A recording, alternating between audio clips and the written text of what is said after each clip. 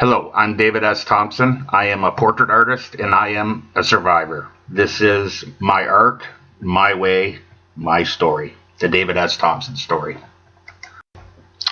I'm here to talk about how my art guided me through my deepest and darkest times of depression, hopelessness, and total loss of self-worth.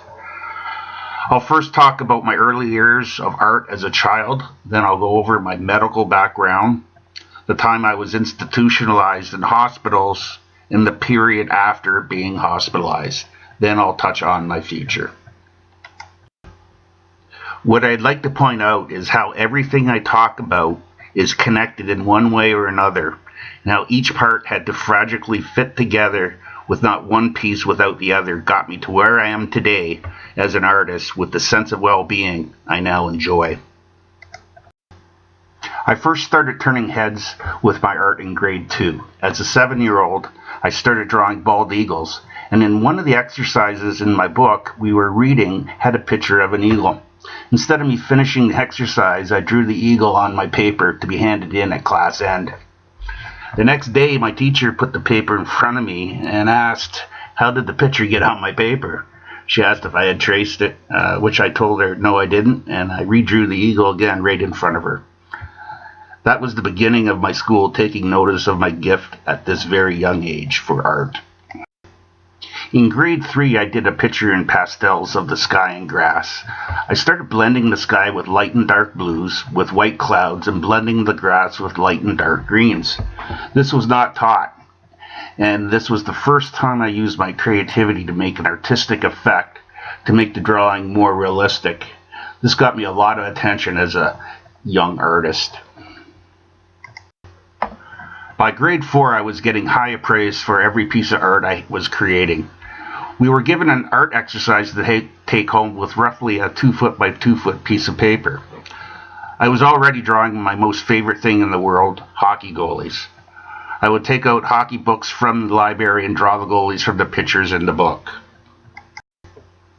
For my home exercise, I drew a goalie making an incredible save with his pads.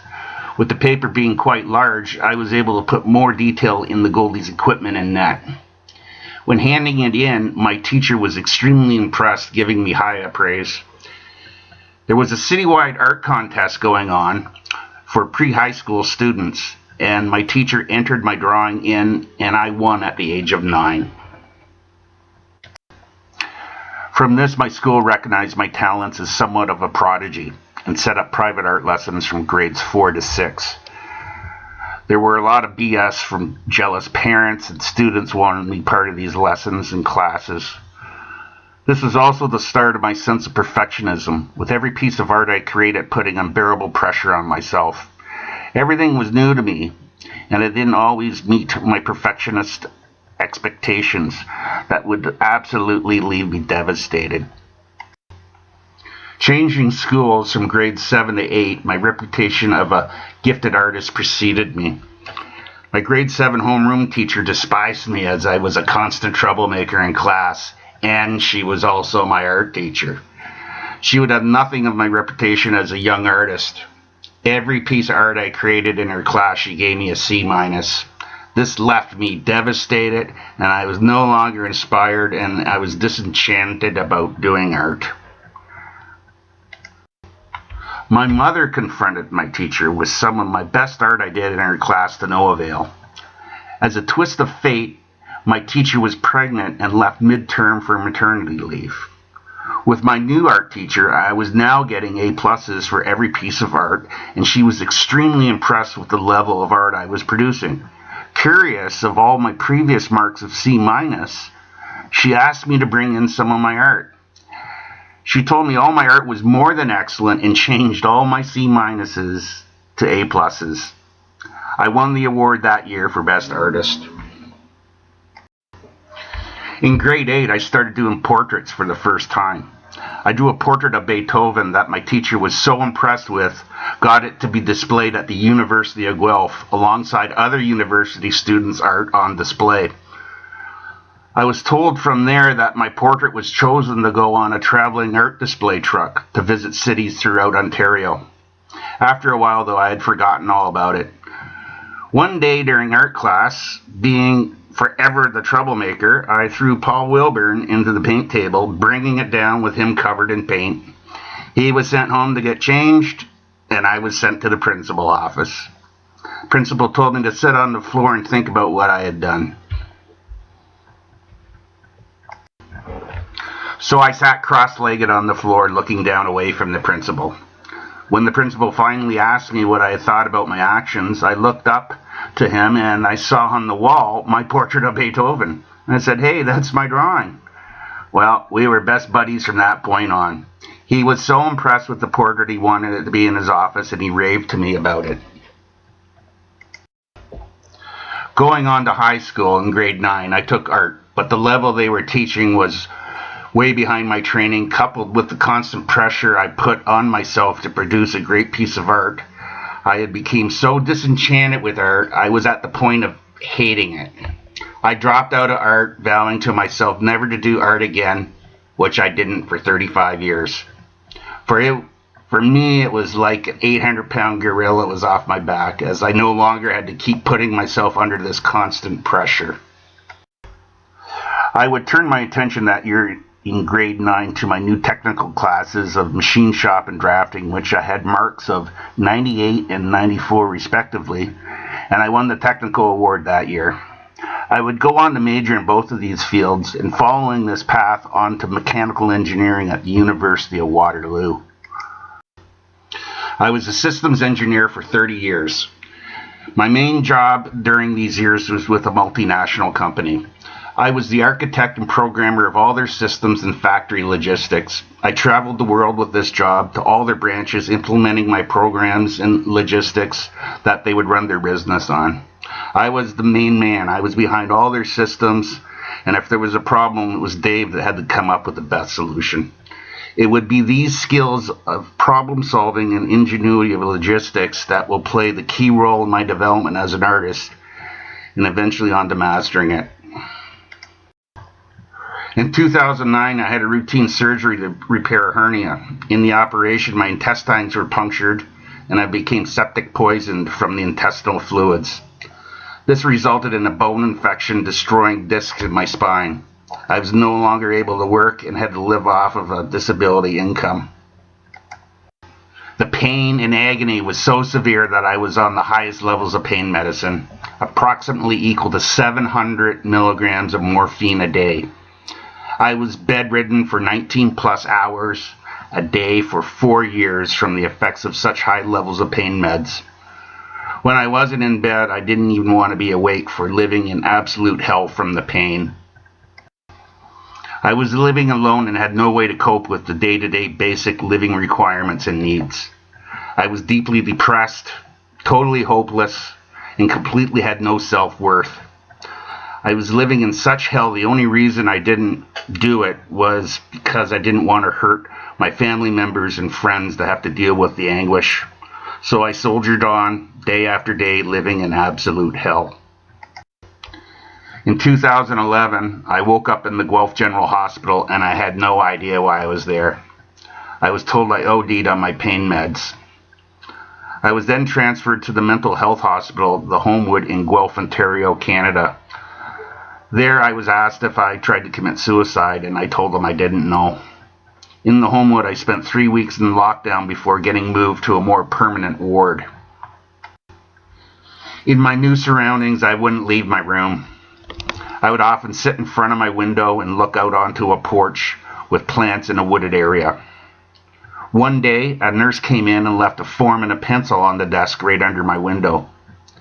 The next time I sat in front of my window, I looked at the form and pencil, and I turned the form over to its blank side, and I thought to myself, why not try to draw what I see through the window? I hadn't drawn in 35 years, but thought at least I could detail the dickens out of it. While drawing it, my roommate would come over and see how I was making out with the drawing. After completing the drawing, I was very happy with it, and I left my room to find the roommate to show him. He was sitting in the common lounge area with other patrons watching TV. When I showed him the drawing, he was quite impressed and passed it around to the other patients to have a look. Each one was very impressed and complimented me on it. That was the first sense of happiness I had in years. And this was it. This is my first drawing I did in 35 years, and it's a little rough to wear here, but that's what I did. Soon after, though, I reverted back to staying in my room. After a few weeks, I was transferred to another section in the hospital that was more long-term. Nursing constantly tried to motivate me to get out and participate in activities, which I always strongly declined. I was totally inconsolable because the person in my life that I had lost was me. One day, the nurse that I had shown my art to told me that they had a great variety of arts and crafts, and why don't I come out and see what they had. In the next 2 hours while doing various arts, something happened to me that was totally impossible for me with my mental state. I was able to focus on doing art where nothing else I could. When it was time for supper, I took a couple pieces of the drawing paper and a pencil back to my room. After supper, it came to me to try and draw from memory my last portrait I did in grade 8 of Beethoven. I just hastily chicken scratched it and came up with something I was very pleased with. And this was it, my portrait of Beethoven. I was able to focus and completely lose myself in drawing it. I immediately took my drawing out to show the nurse what I had done, and this was the moment I got forever hooked on doing my art. When she saw what I had drawn, she was absolutely ecstatic. Her response was so overwhelming to me with joy, I was told that my face lit up like a Christmas tree. She started showing the other nurses my art, and they all had the same response of loving it. Their responses to my art all of a sudden gave me a feeling of self-worth that I had totally lost years before. Feeling mighty proud, I stopped in the common lounge and showed the patients sitting around the TV my art. Again, their response of amazement gave me another boost of pride, joy, and self-worth. I was now more than definitely hooked on this feeling, which was doing like no other antidepressant meds could ever do for me. The next day, I went down to the tuck shop and bought a sketching book. From that day on, I pretty much drew every day. With each new drawing, I would get my daily fix by going out proudly to show off my art, to get that fantastic feeling from people loving my art. As I kept on drawing portraits day in and day out, I came up to the last page of my sketchbook, and I got the idea of one day to publish my own book with all my portraits. I would often daydream about being a famous artist and my book being a great piece of art seen worldwide. But these were happy thoughts. They were positive and they were encouraging. A far cry from my mental state I had before I refound art. After spending 9 months at the Guelph Homewood, I was transferred to the Kitchener-Freeport hospital. It was at this hospital where they got me to a point that I could get my own place to live along with their team of out nurses that helped nurture me back to the regular life, which I now am forever grateful. I was able to get my dream of having my own book for all my portraits, and I named it The Face of Music. It's a play on words, as I only draw a close-up of the face, and also the musician I'm drawing must be a significant music icon in their genre and era. It's something like Wayne Gretzky's The Face of Hockey. And this is my book, The Face of Music. It will be sold on Amazon.com and chapters.ca, and I'm hoping that it will be out in mid-2019. I've also opened my own online store to sell all my portraits. It's www.thefaceofmusic.com.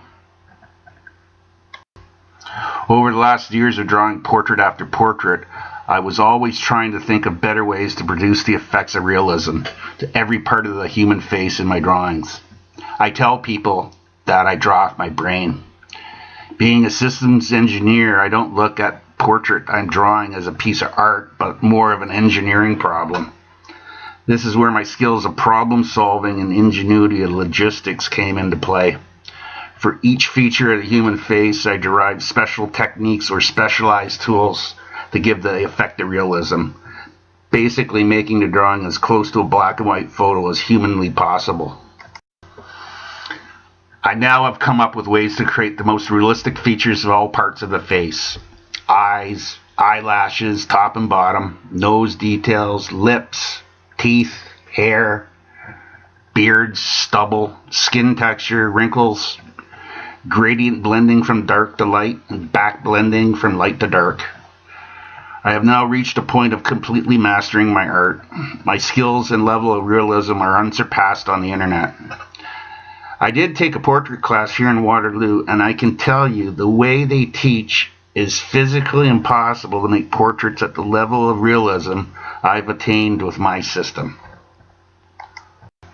And here are some of my hand-drawn portraits done with my techniques in my system. A year ago, I started posting my portraits on Facebook and making my art public for everyone to see. What has happened is something I could never have imagined. Every time I posted my art, it would get shared so that a wider audience could view my art. This is when the onslaught kept coming in of Facebook friend requests. I went from 50 Facebook friends to the maximum allowed of 5,000 Facebook friends in 3 months. I have fans of my art from literally every corner of the world. And just a couple of weeks ago, I won over 30,000 Facebook likes over a span of 1 year. Mind-boggling. The organizer of the Art World Expo saw the video of my portrait of John Lennon and gave me an open invitation to take part in their show from Vancouver, British Columbia, Canada. I'm hoping next year I'll attend. This will be a big feather in my cap. I recently joined the top 20 Facebook art groups, with each group having thousands and some tens of thousands of artists. I've been posting my portraits on a daily basis in all of these groups, and I have never had any higher acclaims from the other artists in each group. It's really been overwhelming. This is just a sample of comments I've received in the last couple of weeks.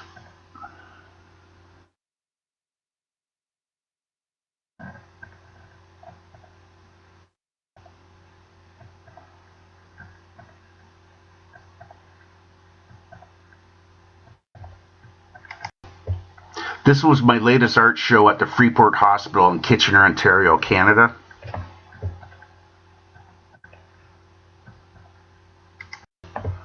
My book, The Face of Music, will be available, I'm forecasting, mid-2019, and it will be sold on Amazon.com and chapters.ca.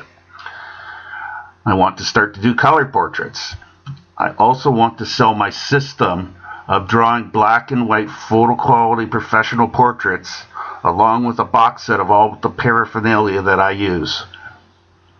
I want to hold my own art show in Kitchener for a food drive for the less fortunate, which I'll have a free lottery to give away some of my larger portraits, and each person will receive an 8x10 glass frame portrait for bringing in non-perishable foods. I really want to give back to the community that has done so much for me. And with that, I say thank you.